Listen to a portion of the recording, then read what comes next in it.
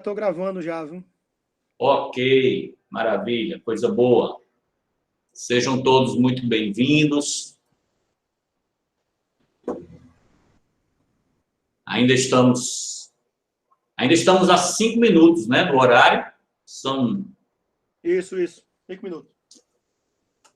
Vamos dar um timezinho aqui, um pequeno tempo. Essas garrafas estão secas ou estão cheias, Reinaldo? Essas garrafas aqui estão cheias, esperando o momento aqui só da gente, ó. Excelente. Só filmando ela aqui. Certeza, tem umas preciosidades aqui, viu? Tem um negócio aqui. Show de bola. Coisinha boa aqui.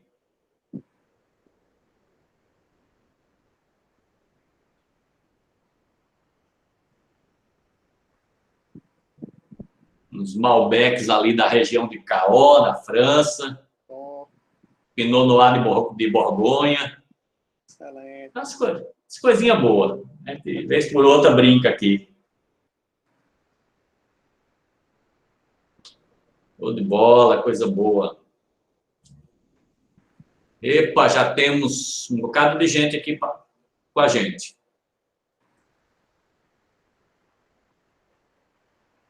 Certo, pessoal. A partir de agora, vocês já podem começar a colocar o nome e a matrícula, viu? Aí no chat.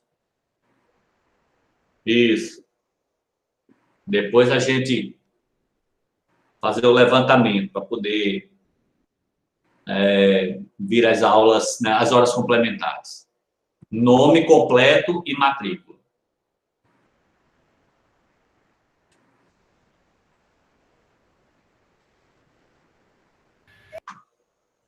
Ok.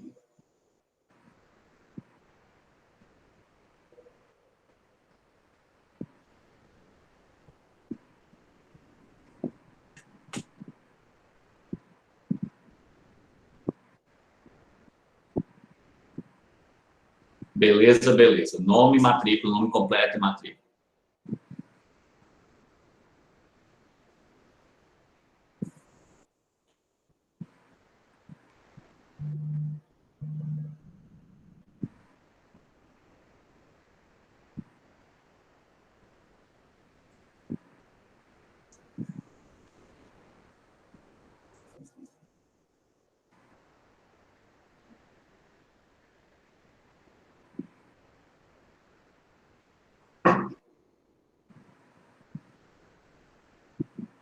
Ok.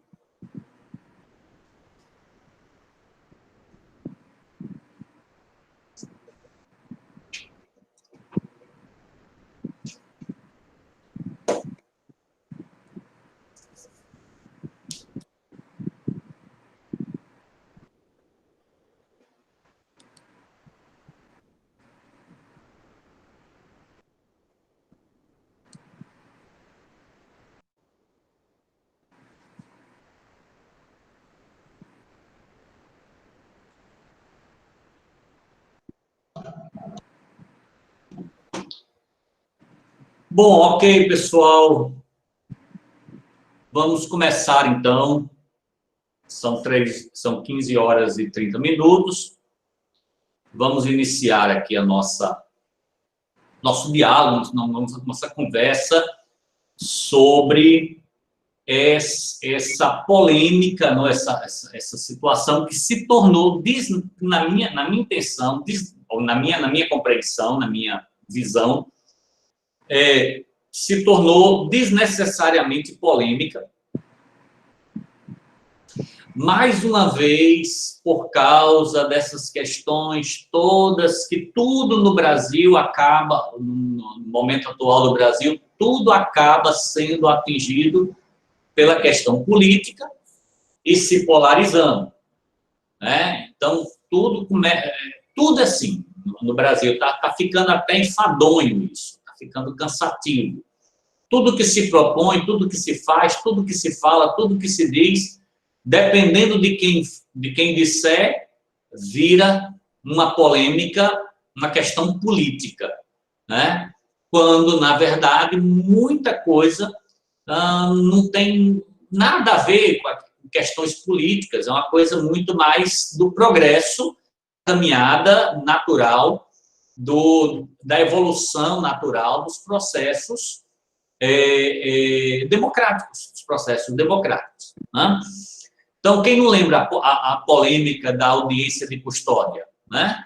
A audiência de custódia foi uma polêmica enorme, uma confusão, até hoje se fala que a audiência de custódia é para soltar bandido, quando, na verdade, a audiência de custódia já era para existir no Brasil desde 92. Simples assim, desde 92 já era para existir no Brasil, por causa do Pacto de São José da Costa Rica, e já existem tantos países, existe audiência de custódia, e o Brasil tardiamente implanta, aí vira uma confusão, está fazendo para beneficiar A, B e tal, e começa aquela confusão toda.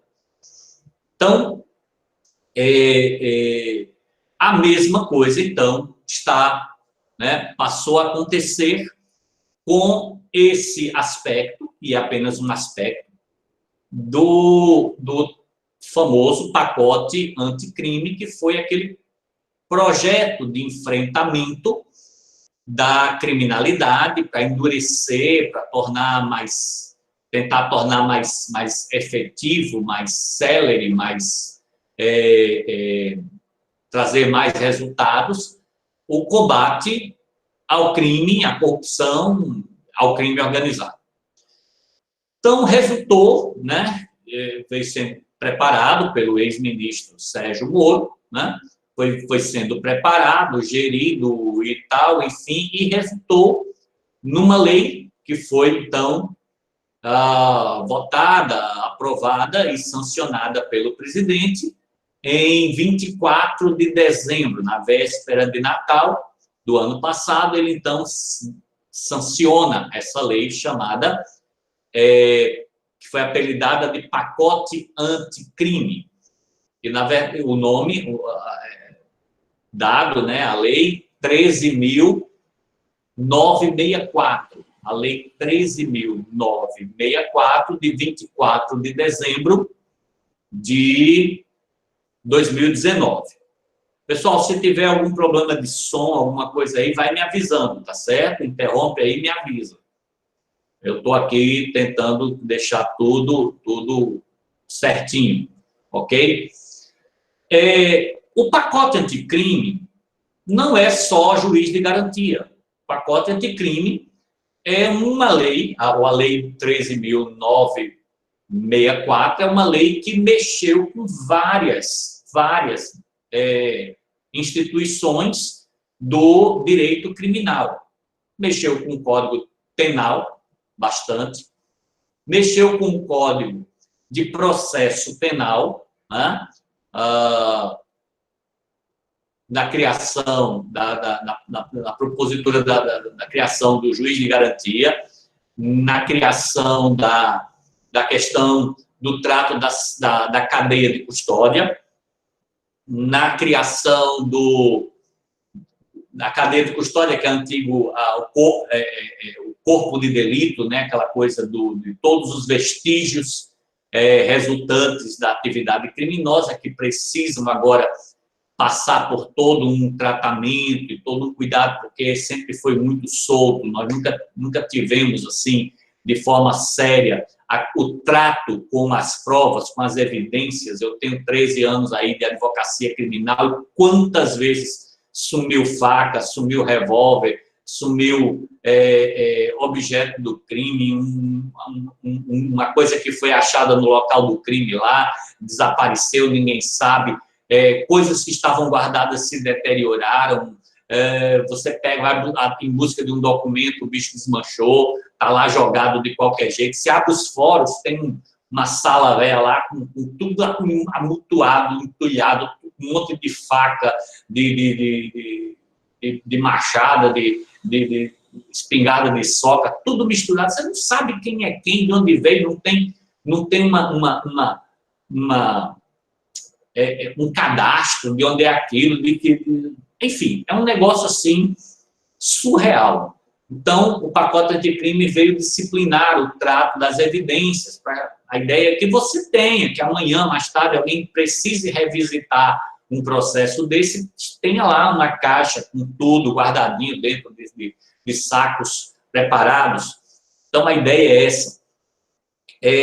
Mexeu também com a questão, criou a questão do acordo de não persecução, quer dizer, um avanço, um passo a mais daquilo que tinha sido dado em 95 pela lei do GCRIM, né, dos Juizados Especiais Cíveis e Criminais, lá no Juizados Criminal, criou-se a transação penal, a possibilidade do Ministério Público fazer um acordo com o réu para não oferecer a denúncia.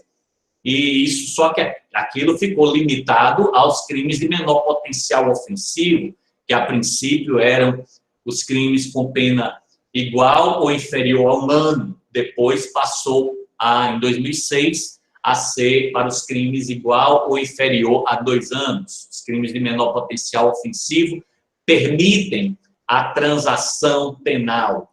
Então, agora se expandiu, deu-se um passo a mais e permite agora o Ministério Público fechar um acordo com o acusado acerca de determinados crimes, mesmo com penas mais graves, né, mais altas, mas daqueles que não foram cometidos com grave ameaça ou violência à pessoa.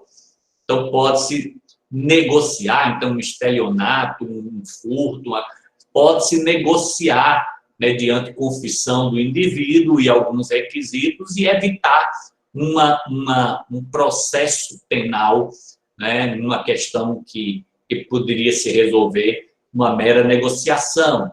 Então, tudo isso veio no pacote anticrime. Mexeu também com a lei de execuções penais, principalmente a parte da progressão de regime, virou uma tabela ali de tabuada, virou um negócio assim, cheio de percentuais, parece uma planilha de contador. Antes era só o cara cumprir 1/6 da pena, ou 2/5 se fosse crime hediondo, agora é 16%, 20%, 22%, 27%, 25%, é uma confusão danada, mas está lá, mexeu. Né? Mexeu com a questão da concessão do livramento condicional, endureceu para crimes de organização criminosa, para crimes cometidos com violência e grave ameaça. Enfim, houve, né, mexeu com a lei de crimes hediondos, incluiu algumas figuras mais na lei de crimes hediondos, ou equiparados. Bom, criou-se a lei, o pacote anticrime é bem vasto, a lei 13.964 é bem vasto, a gente está se adaptando, muita coisa está acontecendo aos poucos, né, para a gente, então, conseguir caminhar naquilo que foi, então, aprovado. Mas o ponto que mais causou polêmica, e por que causou polêmica? Por que causou polêmica? O juiz de garantias causou polêmica porque o ex-ministro Sérgio Moro disse que era contra. E o presidente Jair Bolsonaro, ouvindo outras pessoas, sancionou, tá certo? Sancionou.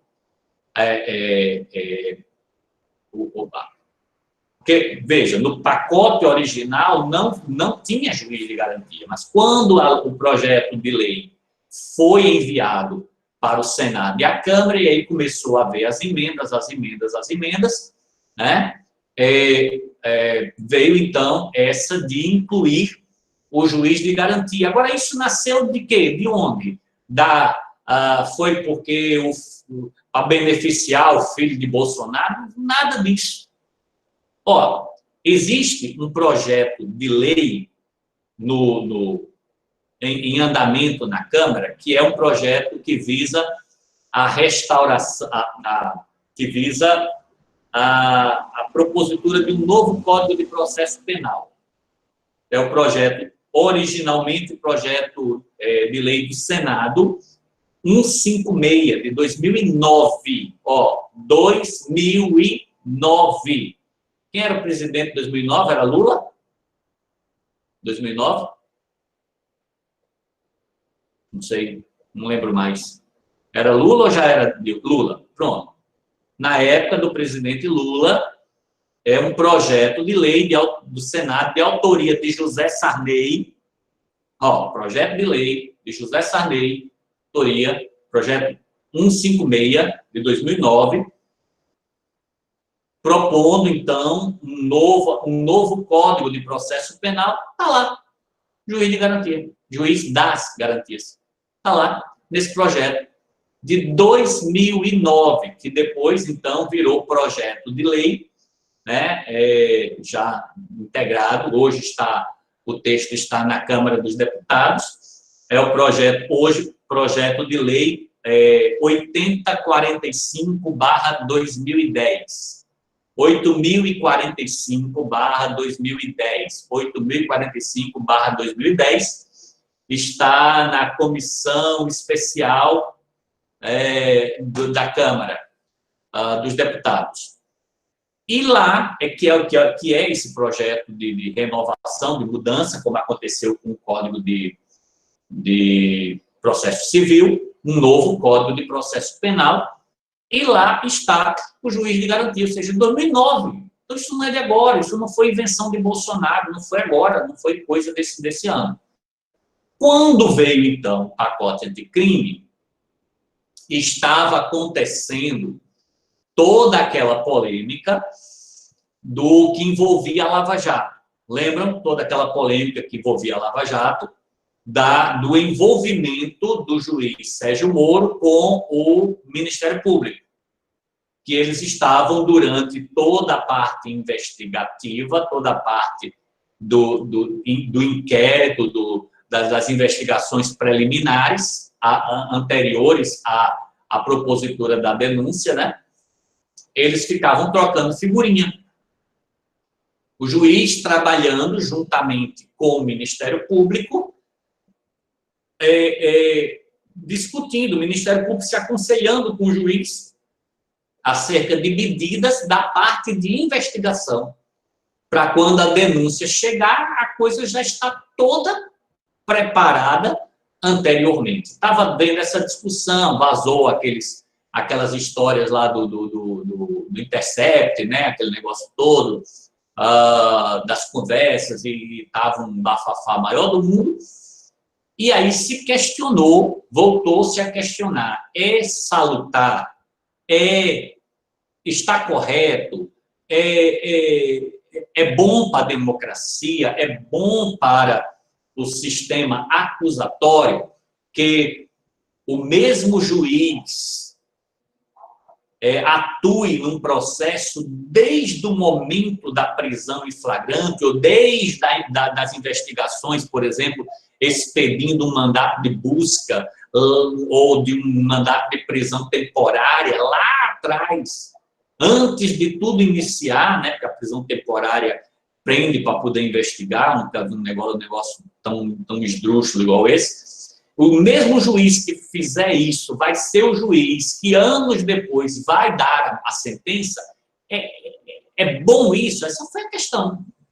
E aí, então, sacou-se essa figura do juiz das garantias, que já existe em vários países, não é coisa do Brasil, vários países, que já tinha no Brasil, já existe no Brasil uma experiência, um laboratório disso, que é no Fórum da Barra Funda de São Paulo, né, um departamento chamado DIP, que trabalha só com a parte de inquérito policial, né, Departamento de Investigação de Inquérito Policial, e ali você tem 13 juízes que trabalham como juízes das garantias, fazem exatamente isso que o pacote anticrime trouxe. E isso já funciona há alguns anos lá em São Paulo, porque o volume é muito grande, né? E esses juízes, então,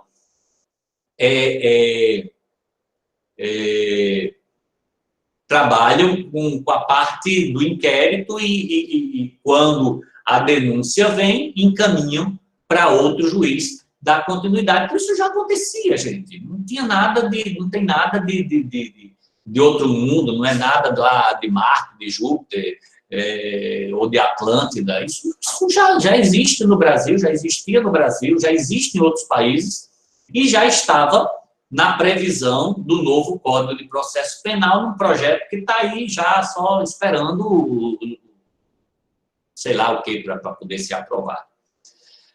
Pois bem, veio, né, o pacote, então, que Sérgio Moro, e aí, atingido em sua vaidade por causa da questão lá do Intercept, ele não aceitou que o juiz das garantias pudesse integrar o seu projeto.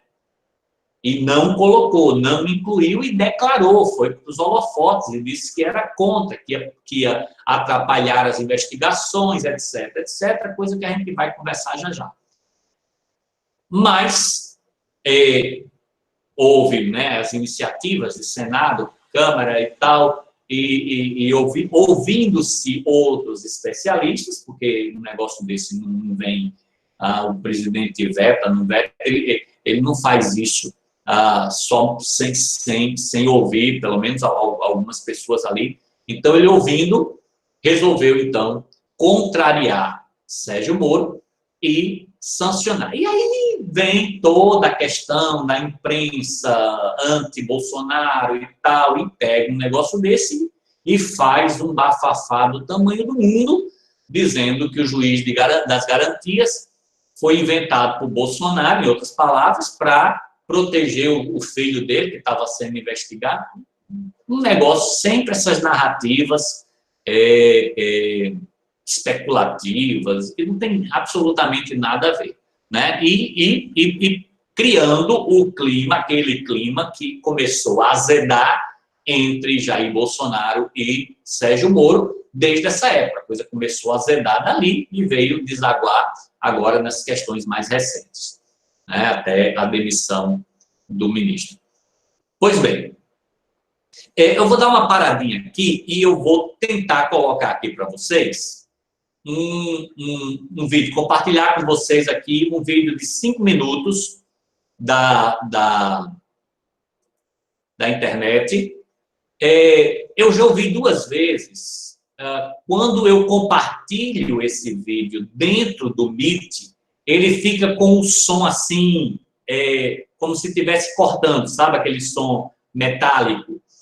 Eu tiro do Meet e ele está normal. Então, não é problema do vídeo, não é problema do computador, é algum problema relativo ao Google Meet na recepção, tá certo? Mas dá para ouvir. E o vídeo é curtinho, 5 minutos, então acompanhe aí comigo para a gente depois pegar a deixa daquilo que foi colocado aqui. Eu vou projetar outra tela aqui para vocês, para a gente caminhar. Deixa eu colocar aqui.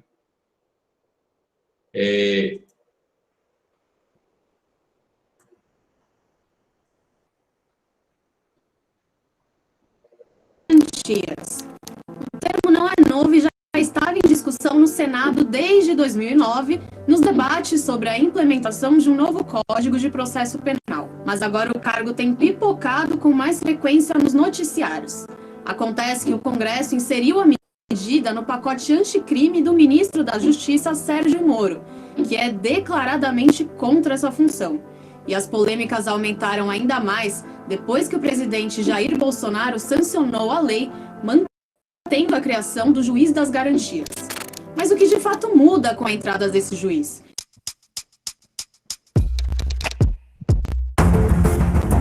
Bom, de acordo com a legislação anterior, o juiz que determina uma prisão provisória ou a busca e apreensão de alguém é o mesmo que acompanha todas as investigações e também é responsável por aplicar a sentença final em primeira instância. Ou seja, um único magistrado participa desde a primeira fase do inquérito até a última, que é a parte de condenação. Quer entender melhor? Acompanhe aqui o nosso organograma. O delegado encaminha o relatório com o inquérito policial para o Ministério Público. O Ministério Público analisa o inquérito, o Ministério Público apresenta a denúncia, o juiz acolhe a denúncia, então vem a defesa prévia. E aí acontecem as audiências para ouvir testemunhas, acusação e defesa. Aí acontece a alegação final do acusado e o mesmo juiz que acolheu o inquérito expede a condenação. Como podemos verificar, o mesmo juiz que aceita prosseguir com o processo penal condena e decide sobre a sentença ao final. Na prática, o que isso significa? Para alguns especialistas, após acompanhar todas as fases do processo, o juiz está com o olhar viciado e não terá a parcialidade necessária para julgar a ação penal. Hoje, o mesmo juiz que determina a prisão, que determina a busca e apreensão, é o juiz que vai julgar lá na frente. Então a defesa chega durante o processo, um juiz que já sabe, já tem uma percepção de tudo o que aconteceu desde o começo do inquérito. O que adianta? Qual é a efetividade de uma defesa dessa? Esse juiz já está mentalmente contaminado. A ideia da criação da figura do juiz das garantias é evitar que isso aconteça, exigindo que em todos os processos penais haja a presença de 2 juízes.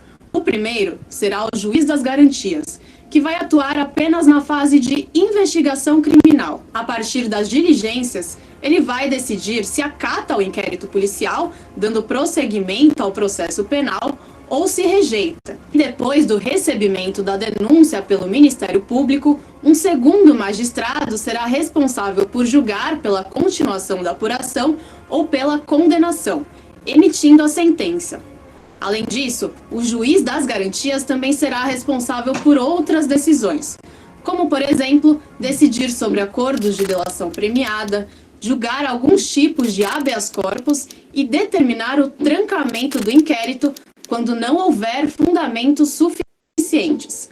A medida tem gerado muita discussão e tem sido objeto de controvérsias. O ministro da Justiça e Segurança Pública, Sérgio Moro, argumentou que o juiz das garantias tornará o judiciário mais custoso e o sistema mais lento.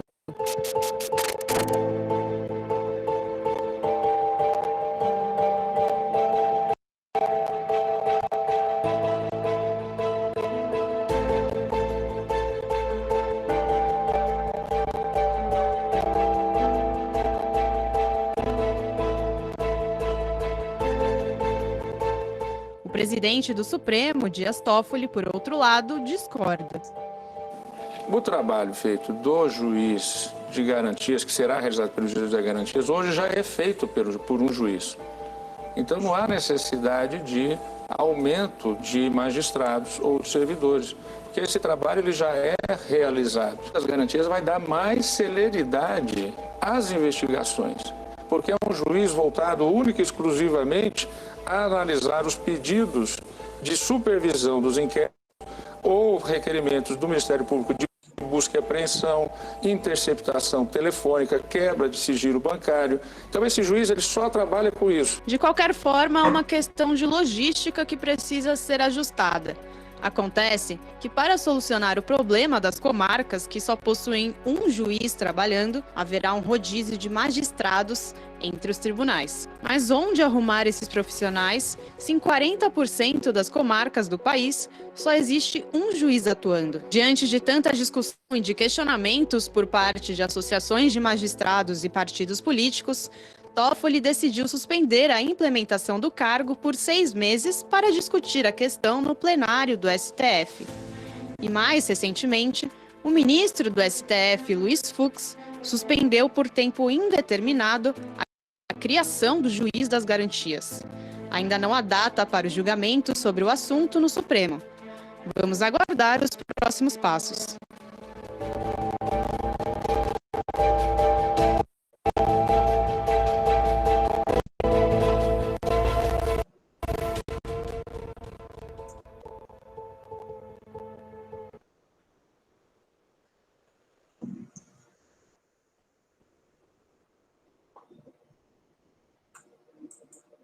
Ok, pessoal?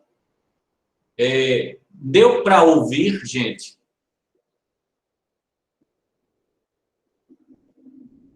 Deu para ouvir o videozinho? 5 minutinhos, né? Uma visãozinha na época. Esse foi apenas um dos vídeos que fizeram parte da polêmica, tá certo? Na época, mostrando o que aconteceu. Então, a gente, a partir desse vídeo, a gente vai começar a tentar explicar algumas coisas aqui. Deixa eu agora aqui compartilhar outra tela aqui com vocês.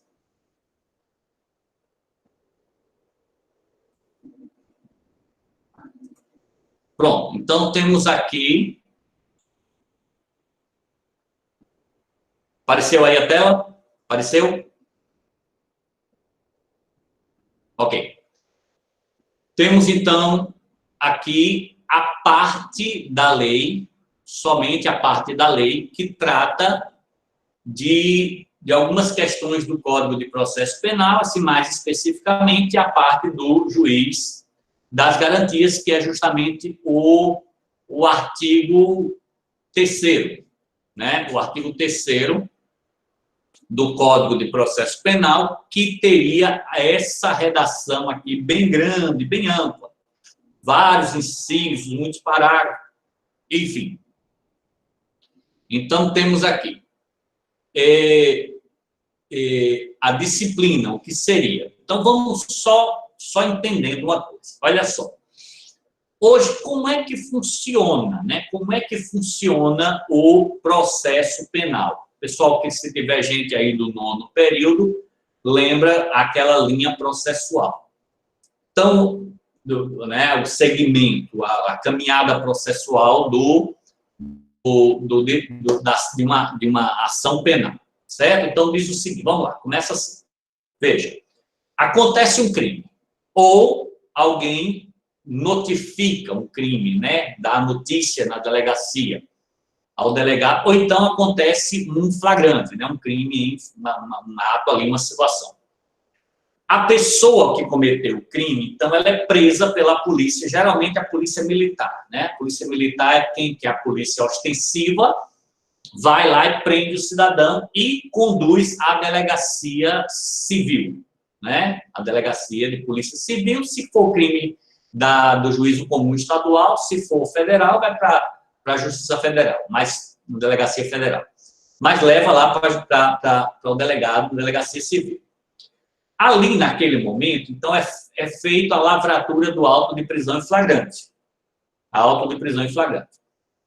Concluído o auto de prisão em flagrante, naquele momento ali, o delegado, então, encaminha para a justiça, né? Hoje nós temos a audiência de custódia, que inclusive está suspensa por causa do Covid. Mas as audiências de custódia, o que acontece? Então, o delegado encaminha em 24 horas para o flagrante, para o juiz da custódia, e esse juiz da custódia, então, analisa ali, faz audiência de custódia, analisa a necessidade de manter a prisão em flagrante, aquela coisa toda. Né? Se homologar o flagrante e tal, se converte em preventivo. Enfim, passou da audiência de custódia, o processo vai para o juiz competente, o juiz onde o crime aconteceu, aí tem aquelas coisas todas, né? O local do crime, ou se não tiver o domicílio do réu, toda aquela história. Vai lá para o juízo, que vai, então, proceder à instrução criminal. Veja, nesse momento, estou falando de, no máximo, aí, 48 horas da data do momento do crime. A coisa já está na mão do juiz. Aí, não tem inquérito, o delegado ainda vai produzir o inquérito, vai investigar, né? Ainda vai ouvir pessoas, etc., mas o juiz já recebeu o flagrante. O juiz que lá na frente vai proferir a sentença. Ele já recebeu aqui. Então, ele já pegou aquele primeiro momento, e o primeiro momento, o auto de prisão em flagrante, ele é sempre muito, muito ingrato, porque é uma visão muito repleta de sentimentos, de momento, de quando o crime acontece. Imagina um homicídio, chegou lá, a pessoa tá, sangue na casa, aquela confusão. Esse primeiro momento, esse primeiro impacto, essa primeira impressão acerca do crime já vai para a mão do juiz, que 1, 2 anos depois vai julgar o crime, né? Então, latrocínio, não sei o quê, esse juiz já recebe aquilo ali, ele já viu, já pegou a decisão do juiz da custódia, convertendo aquilo em preventivo, ele já começa nesse momento, e isso é natural, gente, não tem como ser diferente, porque nós somos seres humanos. O juiz, nesse momento, ele começa já a formar ali um juízo de valor. Ele já começa ali, na sua cabeça, a tomar partido naquela situação, a deixar formar dentro. Veja, até agora eu não falei de advogado, de nada, de coisa nenhuma. O advogado teve lá, às vezes nem teve um defensor público lá na audiência de custódia, que o réu não tinha condição de ter um advogado, não teve condição de contratar um advogado para audiência de custódia. E aí teve um defensor público ali que pediu mais ou menos ali a liberdade provisória e tal, e o juiz não tem argumento de nada de defesa. Não teve advogado no auto de prisão em flagrante, o cara foi ouvido sozinho, e tudo aquilo vem para a mão do juiz. Aí espera-se o processo, o inquérito. Vai, 10 dias depois, né, geralmente é 10 dias, vem o inquérito. Aí ouviu-se pessoas e tal, cumpriu, o delegado realizou diligência, isso tudo vem para a mão do juiz. O juiz tem contato com esse inquérito, com essas provas iniciais do inquérito que foram feitas lá, e você sabe que o inquérito é, em regra, sigiloso, é inquisitivo, apesar de que hoje o advogado pode participar do inquérito, ele tem o direito, né, por de lei, a alteração das prerrogativas do advogado dá ao advogado o direito de participar do inquérito, porque antes não podia participar, agora pode fazer pergunta, pode pedir diligência, mas poucos presos têm advogado já nesse período desse momento do inquérito. O inquérito, então, chega na mão do juiz do jeito que o delegado montou, do jeito que ele fez. E quando a investigação é feita pelo Ministério Público, é pior ainda. Pior ainda, porque é o órgão que vai acusar que está montando o acervo probatório. Está entendendo isso? Você entendeu isso? Por que eu sou contra o Ministério Público presidir inquérito? Porque o Ministério Público vai presidir o inquérito, ele vai juntar as provas que vão alicerçar a denúncia. É claro que ele só vai colocar no inquérito provas que interessem a acusação. Ele não vai colocar no inquérito uma testemunha que disse que viu que não foi o réu. Ele não vai colocar. Ele só vai colocar nos autos aquilo que interesse à sua proposta acusatória. Né? Então, esse inquérito vem para a mão do juiz. O juiz, então, abre vista ao Ministério Público para que ele ofereça a denúncia. Olha só o babado todo. Vai vendo como é que é. Já passou o auto de prisão em flagrante, a audiência de custódia, toda a parte do inquérito, né? Às vezes 30 dias, quando é crime hediondo, do tráfico, 30 dias, e nada de advogado, nada de defesa. Aí chega o inquérito na mão do juiz, o juiz abre vista ao Ministério Público, nada de advogado, nada de defesa. Aí o Ministério Público pega aquele inquérito e oferece a denúncia. Quando ele oferece a denúncia, aí o juiz manda citar o réu para que ele se defenda. Aí aparece o advogado. Aí aparece o advogado para fazer a defesa no prazo de 10 dias. Só que, para quem que ele vai apresentar a sua defesa? Para quem que ele vai apresentar a sua defesa? Para o mesmíssimo juiz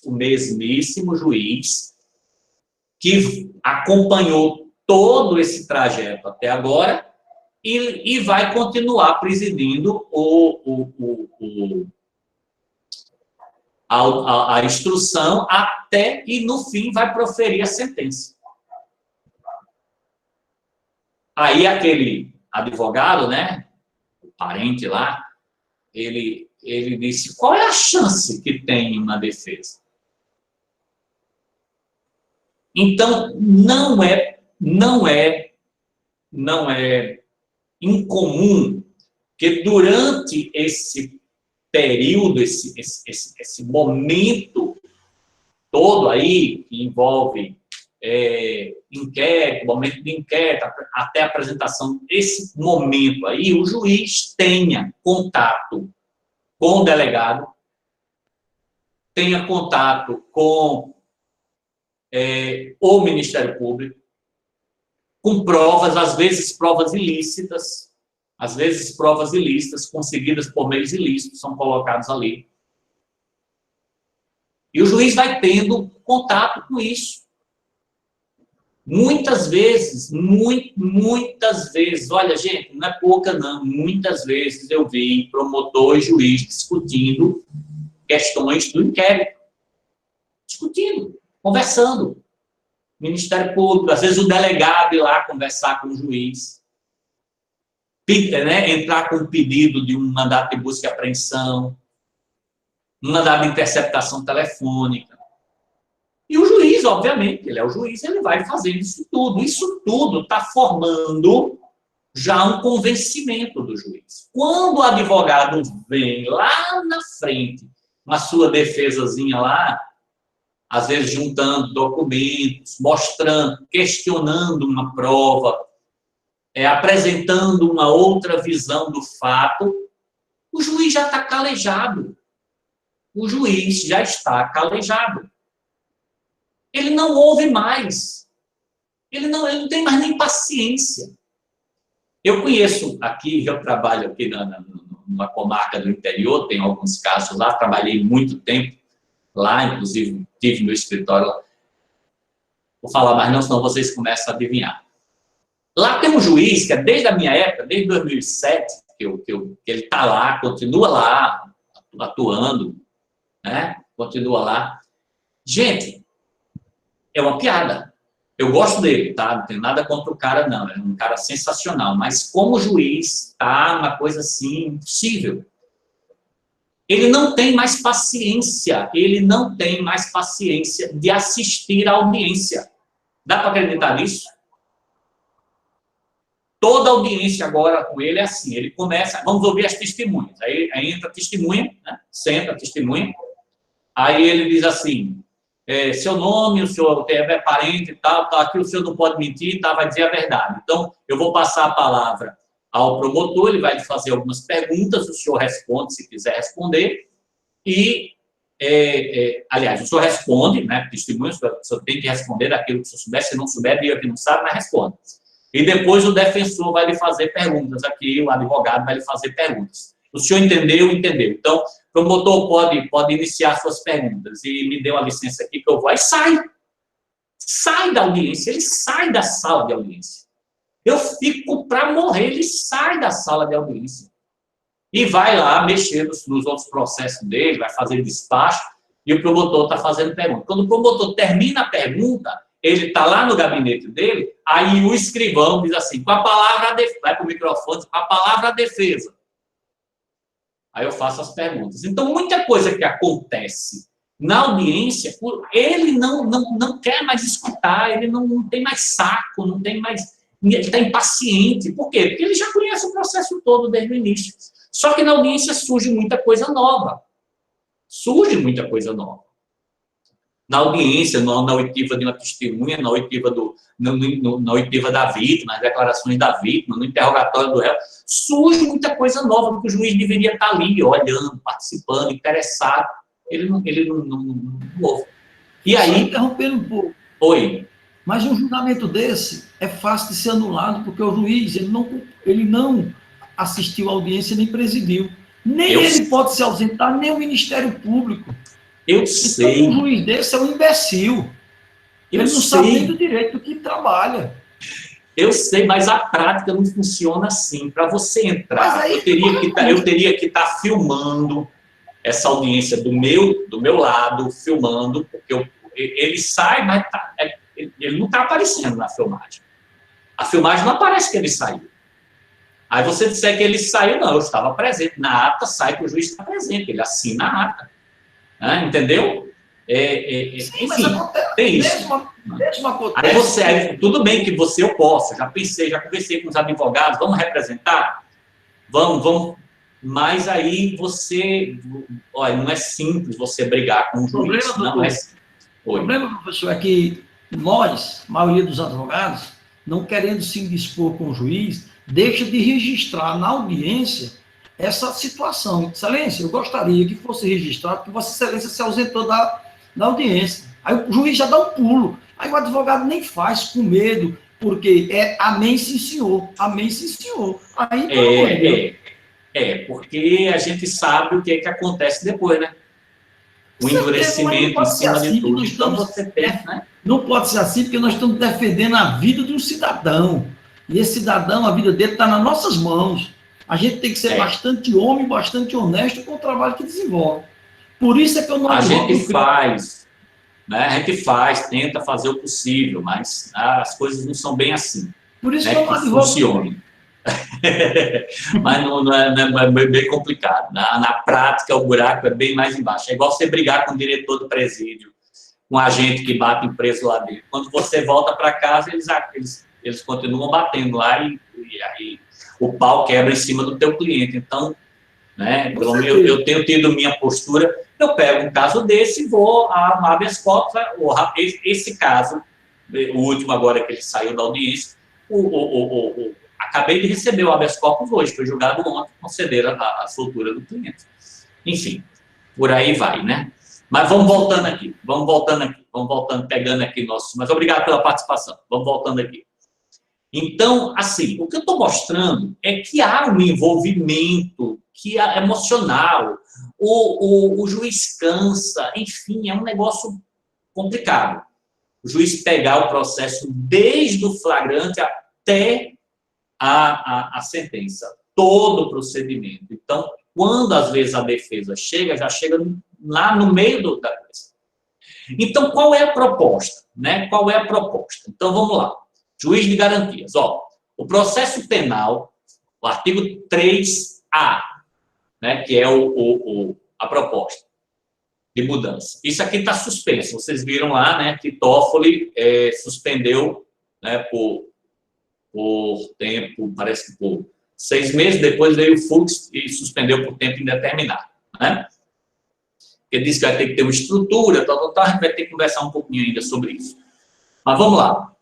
O processo penal terá estrutura acusatória, vedadas a iniciativa do juiz na fase de investigação e a substituição da autuação probatória do órgão de acusação. Então, começa logo daí, bota um freio nesse negócio.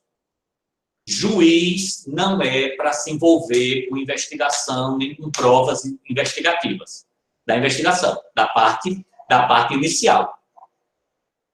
Isso é processo acusatório, gente.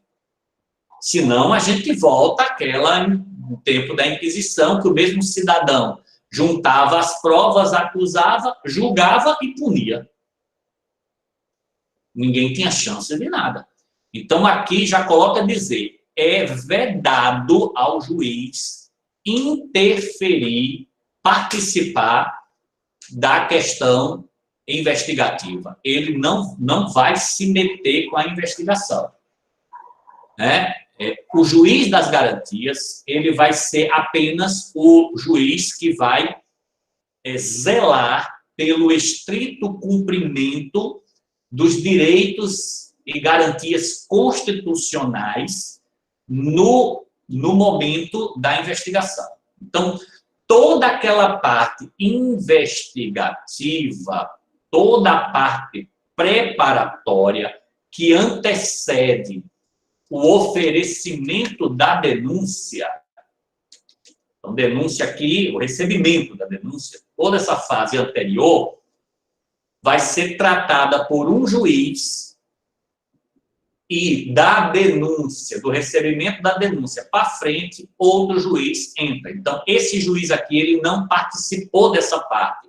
E o juiz que participou dessa parte não vai participar do cargo. Aí a coisa começa a tomar um corpo de imparcialidade.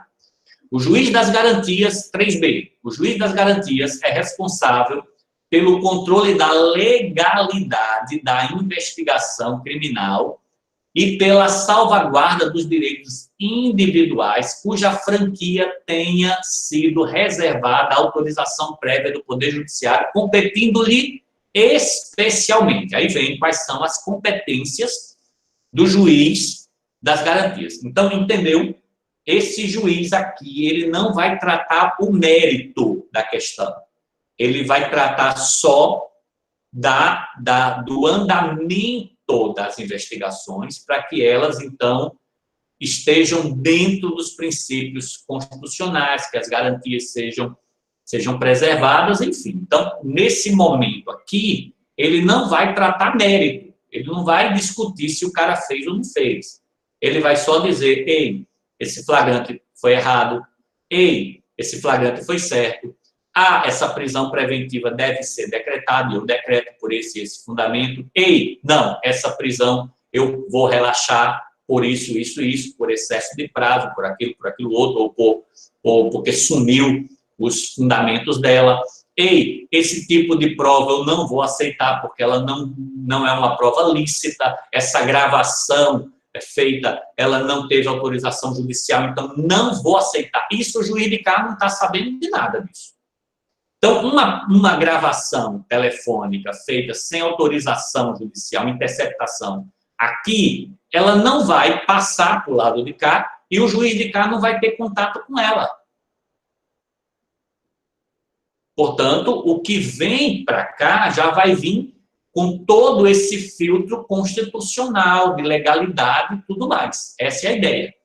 Então, o que cabe ao juiz das garantias? Qual é, então, as suas atribuições? Competindo-lhe especialmente o quê? Primeiro, receber a comunicação imediata da prisão nos termos do inciso 62, caput do artigo 5º. O que é que diz lá? A prisão de qualquer pessoa e o local onde se encontre serão comunicados imediatamente ao juiz competente e à família do preso ou a pessoa e a família do preso ou pessoa por ele indicada. Então, primeira coisa, a esse juiz das garantias vai ser comunicada a prisão em flagrante, certo? Ele recebe o comunicado da prisão em flagrante. Recebeu o auto de prisão em flagrante para o controle da legalidade da prisão, observando o disposto no artigo 310 do Código de Processo Penal. O que é que diz o Código de Processo Penal? É aquilo que acontece lá na audiência de custódia. Ao receber o auto de prisão em flagrante, o juiz deverá, fundamentadamente, relaxar a prisão ilegal, converter a prisão flagrante em prisão preventiva, quando presentes os requisitos constantes do artigo 312, e se revelarem inadequadas ou insuficientes as medidas cautelares diversas da prisão, ou conceder a liberdade provisória com ou sem fiança. Então, vai ser esse juiz que vai analisar isso nesse momento. O flagrante foi legal? Beleza, homologo. O flagrante foi legal? Relaxa. Não houve, não tem prisão em flagrante aqui. O flagrante foi legal? Homologo. O réu pode responder o processo em liberdade? Pode, conceda a liberdade provisória. O réu, não. Ele oferece risco à ordem pública, risco ao processo e tal, está dentro daqueles requisitos do artigo 312, eu converto em prisão preventiva. Isso quem vai fazer é o juiz das garantias. Terceiro, zelar pela observância dos direitos do preso, podendo determinar que este seja conduzido à sua presença a qualquer tempo. Então, vai ver se está havendo, se houve denúncia de tortura, que ainda acontece muito, se aconteceu, né? O cara foi torturado, não estou dizendo que toda vez tem tortura, não estou dizendo isso. E estou dizendo que prisão em flagrante é para ser feito com luvinha de silicone. Tá certo? Prisão em flagrante é para pegar mesmo, jogar no chão e algemar, é o trabalho da polícia. Nessa hora tem que ser mesmo no sangue no olho. Ah, me arranhou aqui, é isso mesmo. Prisão em flagrante tem que ser assim mesmo. Agora, depois que o cara tá preso, entrar lá na cela e dar uma pisa no cidadão, o cara algemado, aí não, né? É sacanagem. Né? Ou, como já vi tantas vezes, chegar lá, jogar spray de pimenta na cara do cidadão dentro da cela, aí é exagero. Então, esse tipo de coisa, se acontecer, já aconteceu comigo, um cliente meu, né? O cara foi moído de pancada dentro do CDP. Cheguei lá, o cara estava todo roxo, eu levei, falei para o juiz trouxe o cara e tirou ele de lá da prisão, botou em outro canto. Enfim, zelar por isso. Quarto, ser informado sobre a instauração de qualquer investigação criminal. Né? Então, ser informado sobre a instauração de qualquer investigação criminal. Não é dela participar, é ser informado. Ser informado. Decidir sobre o requerimento de prisão provisória ou medida cautelar, observando o parágrafo 1º e tal. Prorrogar a prisão provisória ou outra medida cautelar, bem como substituí-las ou revogá-las, assegurando, no primeiro caso, o exercício do contraditório em audiência pública oral, na forma do disposto desse código. Tá? Então, ele vai trabalhar a questão da prisão cautelar. Um cara é preso na hora do flagrante, às vezes demora para vir a denúncia, o cara está preso. Então, o juiz vai ali decidir, né? Mantém, solta, quero ouvir, né? Prorrogar o prazo de duração do inquérito, se o delegado pedir a prorrogação do inquérito, que é possível, né? Dá os 10 dias, ele não terminou, ele faz um relatório parcial e pede renovação do prazo. É o juiz de garantias que vai fazer isso. Determinar o trancamento de inquérito policial quando não houver fundamento, aquela coisa da falta de justa causa, né? Ausência de justa causa. Ele pode mandar trancar o inquérito, ele pode fazer isso. Requisitar documentos, laudos, informações ao delegado de polícia sobre o andamento das investigações, como é que está a investigação, por que está demorando, o juiz vai fazer isso. Decidir sobre os requerimentos de interceptação telefônica, afastamento de sigilo fiscal bancário, busca e apreensão domiciliar, acesso à informação sigilosa, outros meios de obtenção de prova que precisem, né, da decisão judicial, ele autorizar, é ele que vai fazer, não é ele fazer, ele autoriza que seja feito. Julgar o habeas corpus impetrado antes do oferecimento da denúncia. Então, se eu entro com habeas corpus contra o delegado, perante o juiz, ele que julga, certo? Claro que, se já for ato de juízo, o habeas corpus será lá no tribunal. Determinar a instauração de incidente de insanidade mental, pode acontecer, prender o meu cliente que deu uma paulada no cidadão, e meu cliente é doido de pedra, tá? Esquizofrênico e tal, enfim, estava em crise. Esse incidente de insanidade pode ser instaurado no plano, o juiz das garantias analisa o incidente de insanidade. Decidir sobre o recebimento da denúncia, nos termos do artigo 399. Recebida a denúncia, o juiz designará dia e hora para audiência. Então, ele vai, até aqui. Oferecida a denúncia, ele faz aquele juízo de admissibilidade da denúncia. Essa denúncia está beleza, se cumpre os requisitos do artigo 41, se está tudo certinho, está beleza. Ele, então, recebe a denúncia e manda agendar a audiência, e a partir daí, agora ele sai. A partir daí, ele sai, né? Ainda tem aqui, né, assegurar que o investigado, né, tem o direito ao seu defensor, tal, deferir pedido de admissão de assistente para acompanhar perícias, enfim, essas ações do juiz, né? Se o investigado estiver preso, o juiz das garantias poderá, mediante representação da autoridade policial e ouvido o Ministério Público, prorrogar uma única vez a duração do inquérito por até 15 dias, após o que, se ainda a investigação não for concluída, a prisão será imediatamente relaxada. Tem que botar ordem nisso, gente. Tem que botar ordem nisso. O cara está preso, o delegado está lá, investigando. Pô, se... não, ainda não concluiu. Bom, se não tem elementos para fechar o inquérito, não tem porque o cara está preso. Então, tem que botar ordem. É o juiz das garantias.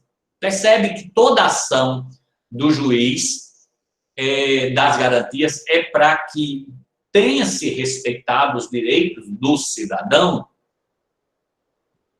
né? Inclusive o direito a um processo célere. O cidadão está preso. Tá, então terminou os 30 dias. O delegado pede a prorrogação do inquérito. Pô, você teve 30 dias para investigar, crime hediondo, cara. Mas ainda tem coisa para investigar. Mas o cara está preso. Sim, mas eu preciso investigar. Tá, tudo bem, o senhor vai ter mais 15 dias. Se em 15 dias o senhor não concluir, eu libero o preso. E aí bota o delegado para correr, para resolver a coisa. Né? Porque, afinal de contas, o cara está 45 dias preso e não tem elemento no inquérito para indiciar o cidadão. O delegado nem indiciou, nem indiciado foi, está preso. Então, o juiz das garantias vai cuidar dessas questões. O juiz das garantias deverá assegurar o cumprimento das regras para o tratamento dos presos, impedindo o acordo ou ajuste de qualquer autoridade por órgãos de imprensa para explorar a imagem de pessoas submetidas à prisão sob pena de responsabilidade civil. Isso aqui foi a emenda do Randolph, né? Ou seja, o juiz das garantias, ele deve zelar para que o cidadão que foi preso, está ainda sendo ali investigado, ele não seja exposto de forma irresponsável, por acordo, porque hoje o negócio não é brincadeira não, gente. Vocês não têm noção do que acontece nas delegacias e, enfim, quando a pessoa é presa, o blog do BG sabe da prisão antes do delegado. Já aparece a foto do cara dizendo que crime ele cometeu, o cara já é condenado. E depois que essa porcaria sai na internet, nesses blogzinhos aí de Maria Conversadeira, ninguém tira mais. Não tira, é ação judicial para tirar.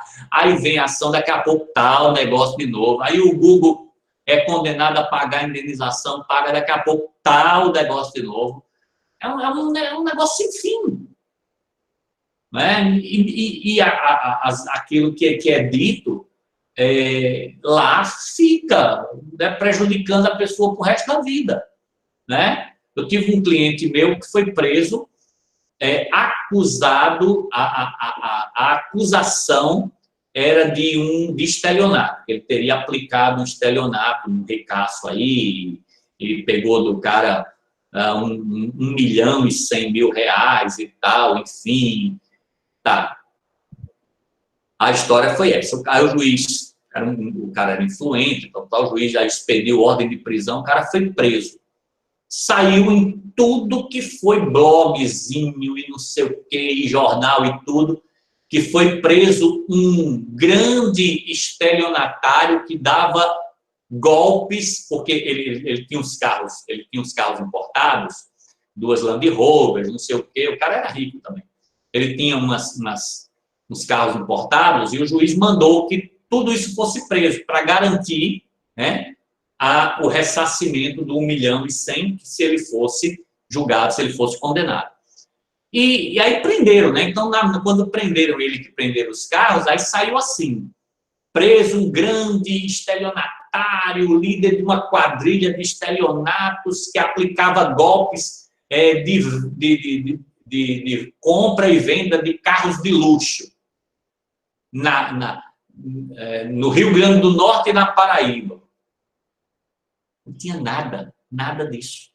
Nada disso. Os carros que ele tinha, era tudo comprado legalmente. Não tinha nada disso. A questão foi um empréstimo que ele fez, um negócio de empréstimo de dinheiro, que ele era rico, também rico, faz coisa assim, e eles se desentenderam, o cara achou que estava sendo enrolado e não teve o lucro que achava que ia ter, e foi na delegacia e deu parte de crime de estelionato. Depois o cara foi absolvido.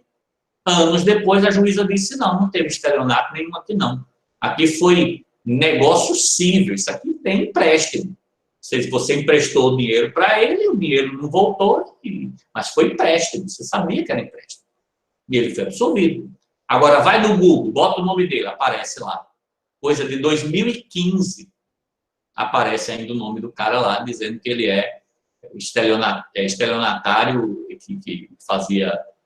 E aí já entrei com uma ação, ele já foi indenizado, o diabo a quatro, mas continua, virou, mexeu, aparece lá.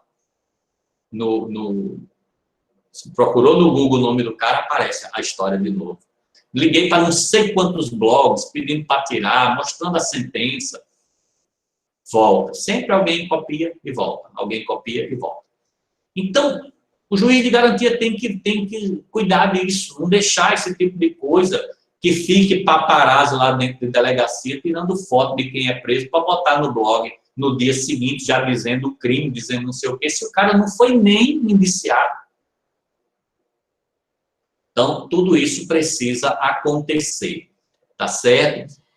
Então, a ideia aqui, gente, do juiz de garantias é tratar a lisura, a constitucionalidade, as garantias, direitos e garantias individuais em toda essa fase investigativa, toda essa fase que antecede o recebimento da denúncia. Quando a denúncia for recebida, aí, na audiência de instrução, vai ser um outro juiz. Aí esse juiz vai chegar lá, aí ele vai ter a visão do todo. Primeiro, se tinha prova ilícita e tal, isso tudo já foi tirado lá do processo. Chega para ele as provas que foram já filtradas.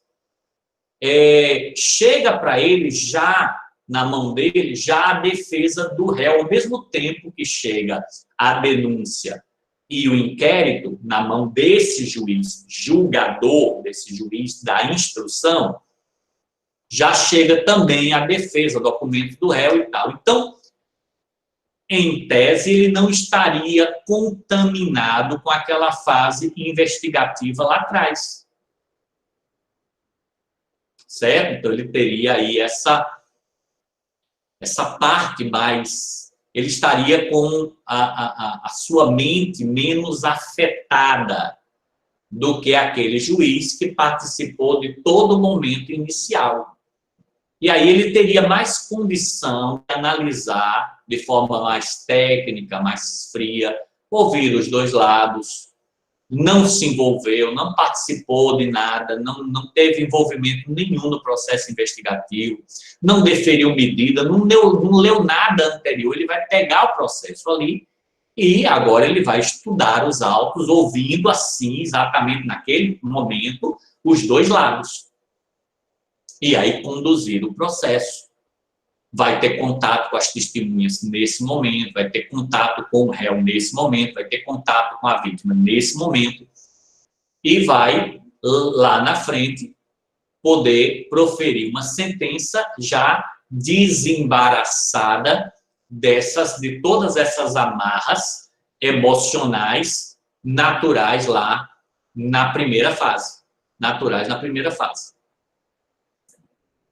Bom, eu na minha visão, tá? E aí, assim, claro que eu não sou nenhum doutrinador, nenhum nada, mas eu me acosto aos estudiosos, os doutrinadores que apoiam essa ideia, que defendem, que, aliás, como eu disse, não é uma ideia nova, é uma coisa antiga, e não é uma coisa do Brasil, é uma coisa do mundo.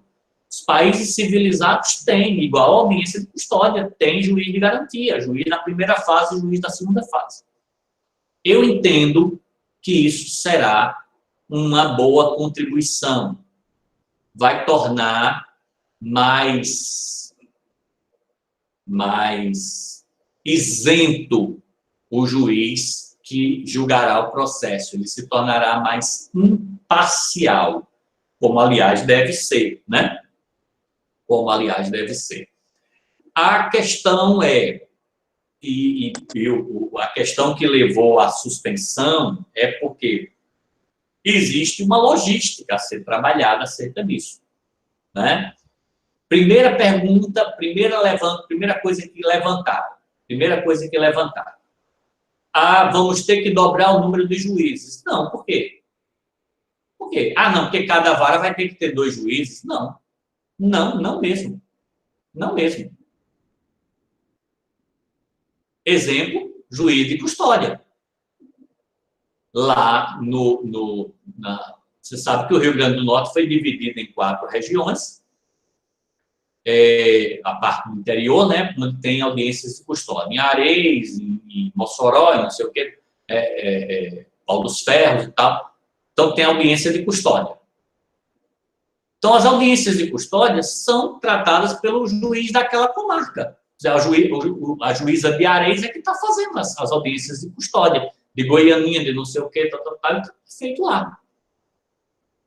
Tem que ser ela? Não, pode ser um rodízio. Então, não é necessário que você tenha 2 juízes na comarca. Por exemplo, você pode trabalhar algumas alternativas. Lá em São Paulo, o DIP, funciona assim, lá são 13 juízes de custódia, tá certo? Lá são 13 juízes de custódia que trabalham essa parte inicial de todos os processos. Quando eles concluem que recebem a denúncia e mandam distribuir para um dos outros, mas são 80 e tantos juízes criminais, é uma coisa descomunal. São Paulo tudo é megalo, né? Tudo é louco. Então, aí vai para um daqueles juízes lá. Mas são só 13 juízes trabalhando a parte inicial de cada processo, porque não é nem nada tão demorado, não é tão demorado.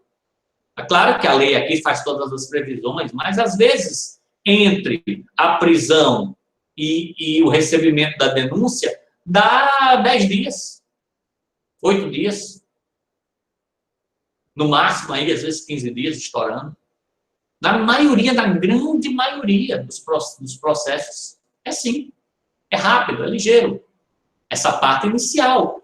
Até porque a gente não tem aquela tradição de trabalhar muito em inquérito, né? Nossos inquéritos policiais, nossos inquéritos são, na verdade, cópia do auto de prisão em flagrante. Cópia do auto de prisão em flagrante. Então, o juiz está ali, é só para ver, né? Precisou de um mandato de busca, está aqui. Precisou converter a prisão, houve um pedido de relaxamento da prisão, deixa eu ver, não relaxo, mantém a prisão. Pronto, recebeu a denúncia, Ministério Público, denunciou, manda agora para o juiz. Então, você pode trabalhar isso da seguinte forma. Você pode trabalhar cruzando a ação do juiz. Você tem ali, por exemplo, Goianinha e Areis. Goianinha e Areis. O juiz de Goianinha é o juiz natural, substituto natural do juiz de Areis. E vice-versa, o juiz de Areis é o substituto natural de Goianinha. Então, quando esse tira férias, esse assume lá. Então, já tem esse trabalho. Aí, o que acontece? Alguém é preso em Goianinha. Essa parte inicial iria para Areis. Juiz da garantia daquela prisão de Goianinha seria a juíza de Areis. Ela, então, analisa, vê, converte prisão, faz tudo aquilo. Quando a denúncia for recebida, ela devolve os autos para Goianinha. E o juiz de Goianinha toca daí em diante. O mesmo aconteceria em Areis. Alguém preso em Areis, juiz de garantia seria o juiz de Goianinha. Concluído a parte inicial, recebida a denúncia, o juiz de Goianinha remete os autos para Areis e a juíza de Areis dá continuidade. Pode ser feito assim, como pode ser feito uma espécie de plantão, de rodízio de juízes se alternando em equipes de juiz de custódia, como de juiz de garantia, como acontece lá em São Paulo. Isso, então, ser rodiziado. Então, você não precisa necessariamente ter 2 juízes na comarca. Em comarca que tenha 2 ou 3 juízes, as comarcas hoje quase todas estão com varas mistas, né? Por exemplo, Macaíba tem 3 varas mistas. Macaíba tem 3 varas mistas. Primeira, segunda e terceira. Todas as 3 varas trabalham com o direito criminal. Qual o problema de doutora Luísa ser juíza de garantia de um processo que vai para doutor Felipe? Depois que ela terminar aqui, distribui, ou vai para Felipe ou para Viviane. Da mesma forma, Viviane faz, acho até que Viviane aposentou, nem sei, faz tempo que eu não vou em Macaíba. Mas tá, a juíza da terceira vara, da segunda vara, seja a juíza da custódia, depois distribui para um dos outros 2. E assim vai. Então, você não tem a necessidade de criar mais juízes. Não necessariamente. Não vai, mas vai aumentar o trabalho. Não, não vai, me desculpe, não vai aumentar o trabalho. O trabalho já existe. O trabalho já existe.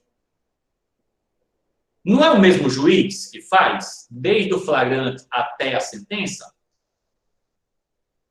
O trabalho é o mesmo.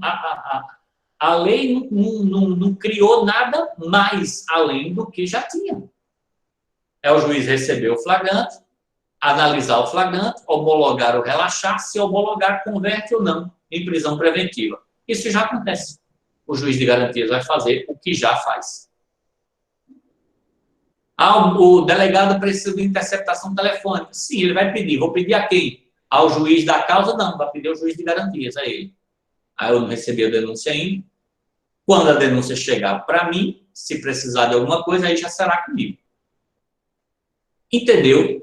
Então, não há essa preocupação de que vai, primeiro, ter que ter juiz novo, mais juízes. Segundo, não vai afetar a quantidade ou tempo do trabalho. Vai ser a mesma coisa, o prazo é o mesmo, gente. Não aumentou em nada, o prazo é o mesmo. O delegado tem 10 dias para terminar um inquérito.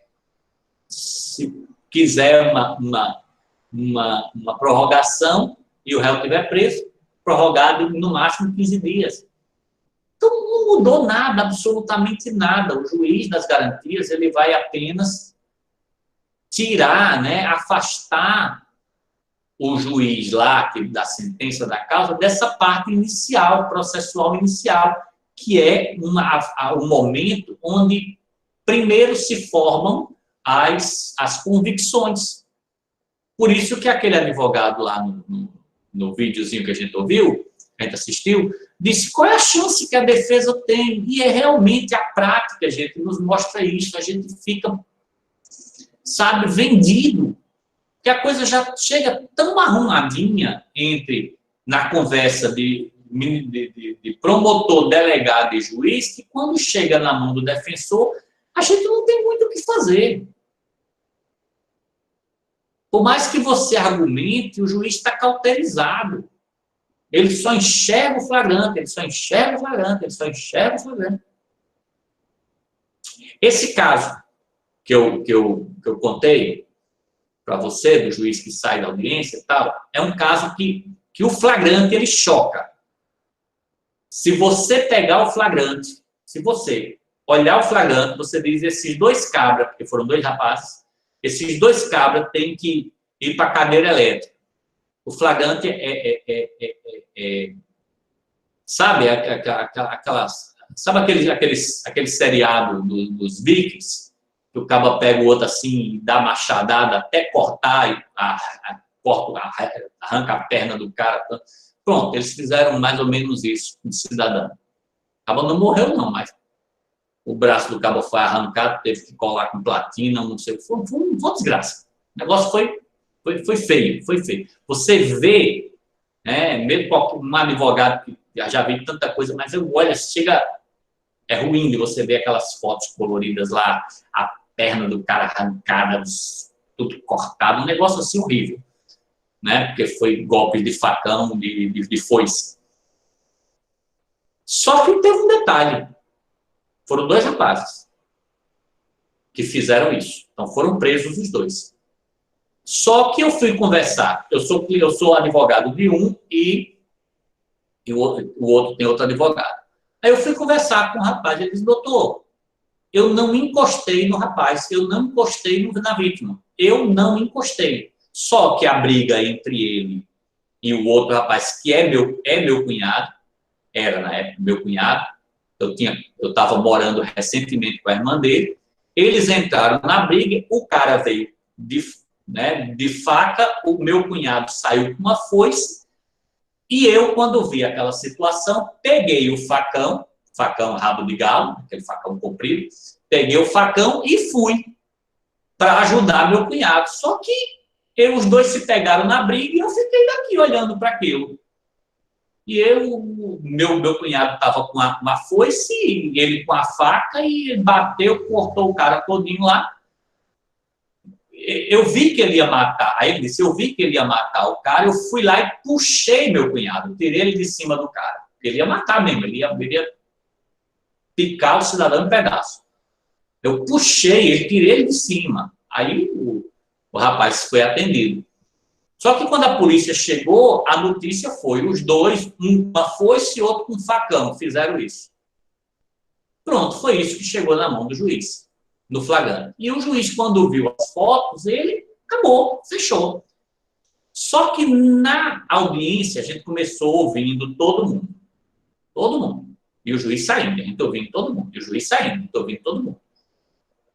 Todas as testemunhas, todas disseram: não, o rapaz aqui não fez, não. Ele estava lá, mas eu não vi ele bater, não. Ele estava com o facão na mão, mas eu não vi. Por fim, a vítima viva, né, chegou, voltou, se recuperou, fez cirurgia, tal, plaquinho, qualquer coisa. Eu olhei para a vítima e disse: me diga uma coisa, esse rapaz aqui tocou em você? Eu disse: não, eu não tenho nada com ele. Eu não briguei com ele, o meu problema foi com o fulano, a gente sempre teve esse problema, ele sempre queria me bater, sempre assim, e foi esse rapaz aí, não tem nada com ele. Aí eu pedi revogação, o juiz: nego, porque o crime foi muito grave, porque a vítima foi esfacelada. Porra, mas não foi ele, não foi. Aí entrei com habeas corpus, mostrei, levei a gravação e o cara foi liberado.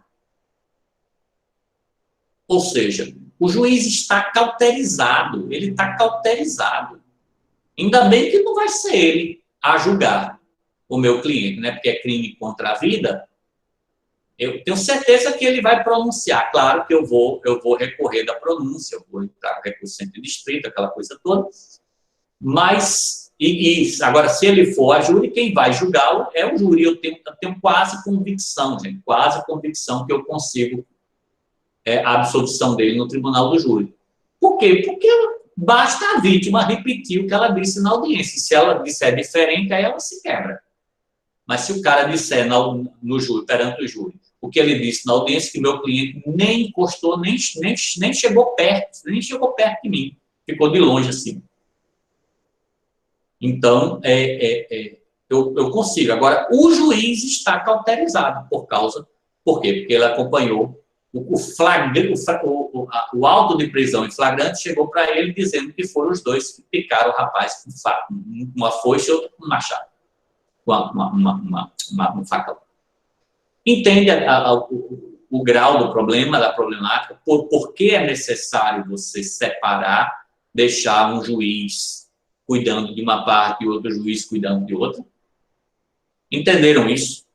Como é importante a gente caminhar, e que isso é um avanço no processo civilizatório, assim como foi a audiência de custódia, um avanço no processo civilizatório.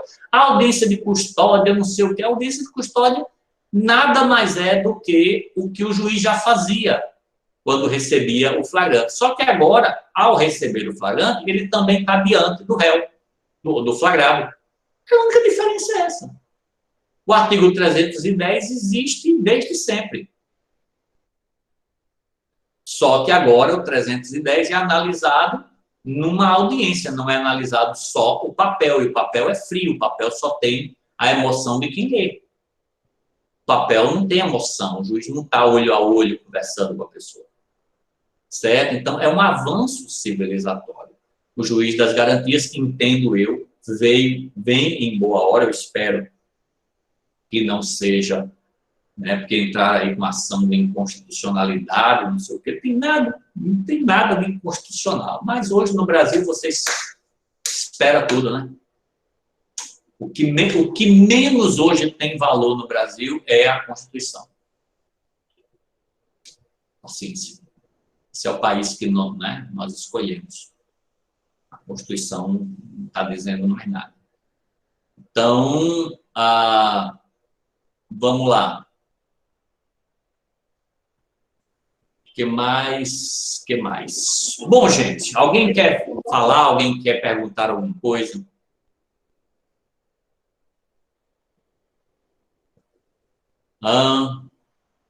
Pode aí, se quiser, pode abrir o microfone, um de cada vez.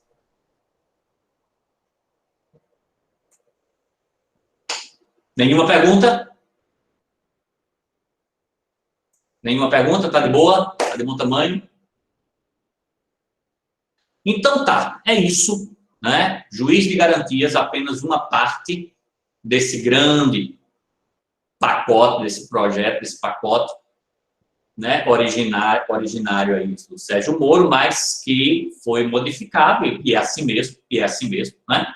Assim mesmo, mas todo projeto de lei passa por várias emendas e várias propostas, certo? Então, é isso aí. Oi, Fagner, Leonardo Fagner, quer fazer alguma pergunta?